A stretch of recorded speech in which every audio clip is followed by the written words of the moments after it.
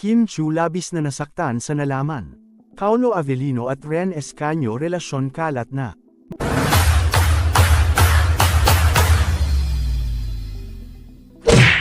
May mga naglalabasan na balita ngayon tungkol sa isang di umano'y lihim na relasyon ng kapamilya star at isa sa mga kilalang leading men ng ABS-CBN na si Paolo Avellino.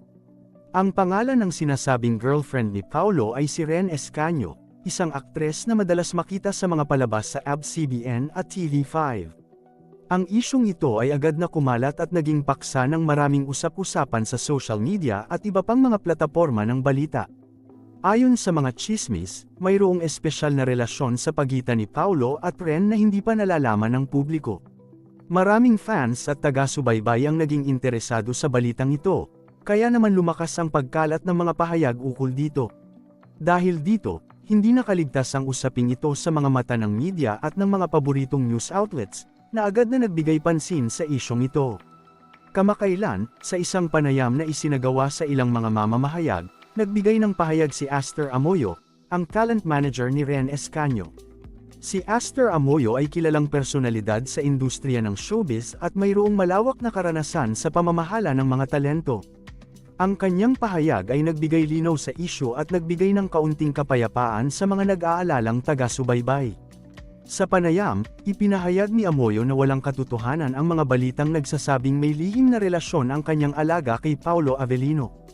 Aniya, wala siyang kaalaman kung paano nagsimula ang ganitong uri ng tsismis at wala siyang makuhang impormasyon mula sa kanyang alaga na magpapatunay ng pagkakaroon ng romantikong relasyon sa aktor. Ayon kay Amoyo, maaaring ito ay simpleng pagkakamali o hindi pagkakaintindihan na lumitaw sa social media o sa iba pang mga balita. Nagbigay diin si Aster Amoyo na ang focus ng kanyang alaga sa ngayon ay ang kanyang karera at propesyonal na buhay, at hindi sa pakikipagrelasyon. Aniya, ang pagbuo ng mga istoryang ganito ay maaaring magdulot ng hindi kinakailangang stress sa mga artista at maaaring makaapekto sa kanilang pagganap sa kanilang mga proyekto. Ipinakita niya ang suporta at pangunawa sa kanyang alaga sa pamamagitan ng pagpapaliwanag sa publiko na ang mga ito ay walang basehan. Ang balitang ito ay nagbigay diin sa kung paano mabilis kumalat ang mga tsismis sa modernong panahon, lalo na sa social media. Sa kabila ng pagtanggi mula sa mga taong direktang konektado sa isyu, patuloy na umiikot ang mga balita at haka-haka na madalas ay hindi nasusuri ng maayos. Ang ganitong klase ng sitwasyon ay nagpapakita ng kahalagahan ng pagiging responsable sa pagbibigay ng impormasyon at ng pagiging maingat sa pagbuo ng mga opinyon batay lamang sa mga hindi pa napapatunayang pahayag. Ang mga fan at taga-subaybay ay dapat maging mapanuri at maingat sa pagtanggap ng mga balita, lalo na kung ito ay walang sapat na ebidensya. Ang mga ganitong tsismis ay hindi lamang nagdudulot ng kalituhan kundi maaari ding makasira sa reputasyon ng mga taong sangkot kung ito ay hindi maaksyonan ng maayos.